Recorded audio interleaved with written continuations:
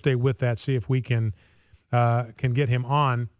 And again, I want to talk with Todd about this whole business of the Second Amendment and what's being done to our Second Amendment rights and some of the education that's going on in our schools about what the Second Amendment teaches and does not teach. Now, we've been over this before, and it's worth remembering that we need to look at the actual the wording of the Constitution, of the Second Amendment. And what the Second Amendment says is that the right of the people to keep and bear arms shall not be infringed. It's right in there. This is the right of the people, not the right of the state, not the right of a militia. It is the right of the people to keep and bear arms. And we want to talk with Todd Starnes about what's being taught about the Second Amendment in some of our public schools. Todd, sorry about the hitch there. Welcome back to Focal Point with Brian Fisher. Well, Brian, glad to be back with you. I was just hoping that we paid the phone bill here at the Fox News corner of the world. I didn't know what was going on. Yeah, well, I'm glad we got that worked out. Now, Todd, you did a commentary and you did a column on what's going on in Connecticut. Now, this is the place where they just had the Newtown tragedy. So you think if anybody would want to be kind of dialed in on what the Constitution teaches and doesn't teach about the right to bear arms, it'd be in Connecticut. But you found something else going on there. That's right, certainly did, and this is very disturbing.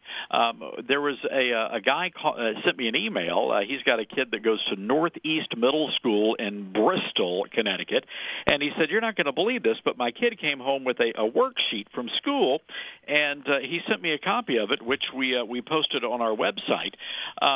The worksheet was about the Second Amendment, and this worksheet, believe it or not, Brian, the teacher was explaining to the children that Americans do not have a Second Amendment right to bear arms. Yeah, I just reread that right out of the Second Amendment. The right of the people to keep and bear arms shall not be infringed. I mean, you can't get any more clearer than that. And yet here you got a school saying, no, individuals, I mean, this is on the worksheet. You quote from it.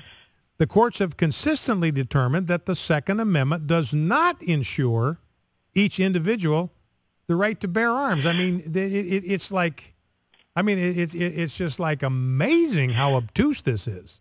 Sadly, Brian, our public schools are infested, like, with these liberals. It's like an infestation of some sort of vermin. And these liberal educators are indoctrinating our children with this nonsense. This is anti-American. This is an anti-American lesson. And what's very disturbing is this was not created by the teacher. This was actually published by a group called Instructional Fair. And my question is, how many other schools across the country are using this material? Very disturbing. Well, and I think because this has gotten some attention because of the work that you did to expose this, I think the school has already made some adjustments, right? They're kind of backing away from using this material. We've started timing. We've got a timing mechanism here, Brian. As soon as we publish our story, how long does it take for change to be implemented? And I can tell you it took about 35 minutes in this particular instance. We got a call from the school, and they said that they had pulled this lesson. I said, well, why'd you pull it? No comment. Yeah. Well, so they refused to answer any questions except to say they pulled this information. But, it's interesting because they're not the only folks that are pulling this kind of nonsense.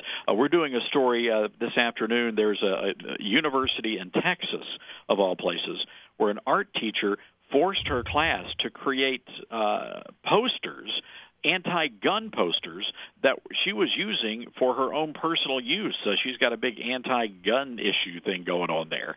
And so we're investigating that. And again, this kind of stuff is happening all over the place. Well, and you go back to this social studies lesson at this Northeast Middle School in Connecticut, and the information is just wrong, where they say the courts have consistently determined that the Second Amendment does not ensure each individual the right to keep and bear arms. That's actually flatly wrong.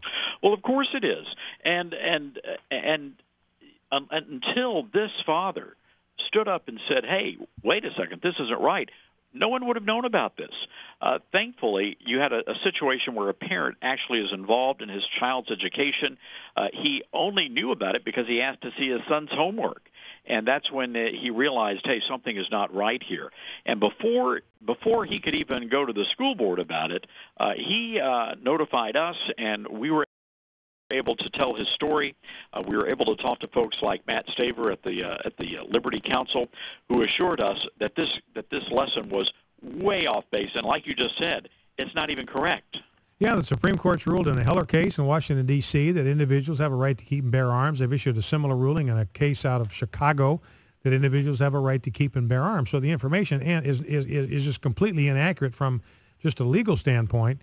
And according to the parent, the teacher told the students that the Constitution is a living document, which means its interpretation needs to change to meet the needs of the time. So this is the kind of mush that's being forced into the brains of these young American students. This is what happens when you've got folks that don't eat meat, that smell like patchouli, wear the hemp clothing. This is what happens when you let those people teach your kids. Now, Todd, we been doing some follow-up on going back to the story we talked about yesterday, and then I'll let you go, about what's going on with this Lieutenant Colonel Jack Rich. We tried to get Jack Rich to come on the program. We tried to get somebody from Fort Campbell to come on the program. We tried to get somebody from the Pentagon to come on the program. No dice, nothing. Apparently they're working on some kind of statement to deal with the fallout from this email where he demonized AFA and the Family Research Council as domestic hate groups. Do you have any more information on this story? Oh, yes, I do, Brian. And I have to tell you, there's some things I can't tell you. We have two major stories coming later this evening. One of them I can't tell you about, but it's going to be huge, huge. I can tell you about this. We've been able to dig further into this email. And here's the big picture story, Brian. This Army email was telling officers to be on the lookout for any soldiers who are anti-gay, anti-Muslim, and anti-illegal immigrant. I mean, this is a very disturbing pattern that we're looking at here.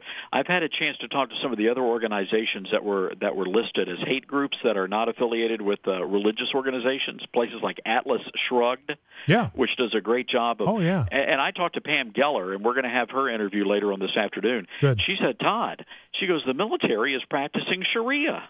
Yeah, that's exactly right. Because Sharia does not allow you to criticize Islam. Yeah. We talked to the Federation for Immigration Reform. These folks have testified on Capitol Hill. They're doing great work on the immigration issue. They're listed as a hate group by this email. So I know the military doesn't want to talk about it. They got pretty upset with us yesterday when we had a conversation with them, but they do have some explaining to do. I did have a chance to talk to a lawmaker on Capitol Hill about 10 minutes ago, and he said it is very clear when you look at all of the evidence that there is an anti-Christian movement afoot in the United States military. Well, and that's probably going to continue until we get a new commander-in-chief, unless we make enough noise, beating our pots and pans to get the attention of those in the military establishment. All right, Todd, well, listen, so we'll look forward. You got a story you're going to break later today that we're going to want to know about. We have two stories, and I got to tell you this one quote from Richard Land from the Southern Baptist Convention. You're going to love this. Okay. He said, they're trying to come after and crack down on the Christian soldiers in the military. He said, but if the rapture were to happen today, he said they'd be hard-pressed to find enough hands to manage one of them. That's exactly right. Be nobody left to defend the rest of them.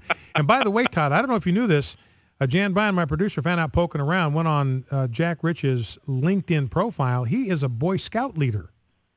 So if having an official position against the normalization of homosexuality makes you a domestic hate group, then he himself is a leader in a domestic hate group. And I am going to plead the fifth on all of that. But I'll say this. How about that? Yeah. All right. Our guest has been Todd Starnes. Appreciate it, Todd. Thank you very much for the work that you do. Todd Starnes, commentaries on Fox News Radio. So you might want to stay tuned to Fox News. His story will be posted there on the Fox News network, and you can catch that breaking story that Todd is going to have. Two of them, actually, later in the day, and one of them apparently is going to have to do with this issue in the military. And that's a pretty good commentary from Richard Land. You know, this anti-Christian movement on the part of this administration, on the part of this commander-in-chief, their effort basically to squash the Judeo-Christian values in the military. You know, and Richard Land, you know, for those of you that believe in the rapture, you know, he's saying, look, if the rapture were to happen, I mean, you realize how many people in the United States military would disappear because they are sincerely devoted followers of Jesus Christ. You know, that's one of the differences between being a Christian and being a Muslim. The more devoted you become as a Christian, the more sincere you become in following Jesus Christ, the more love you develop for the United States, the more patriotic you become, the more of an asset you become to our national security if you are a soldier. If you are a soldier, the more devout you become in your relationship with Jesus Christ, the deeper your love for your country, the deeper your patriotism, and the more of an asset you become to our national defense. If, however, as Major Hassan at Fort Hood illustrates, if you are an American soldier, the more devout a Muslim you become, the more of a threat you become to our national security. The more devoted a follower becomes to Muhammad and Allah and the Quran, the more of a danger he becomes to his comrades in arms and to the American public. Focal Point AFR Talk, 888-589-8840. If you want to join the conversation, 888-589-8840. Back right after this.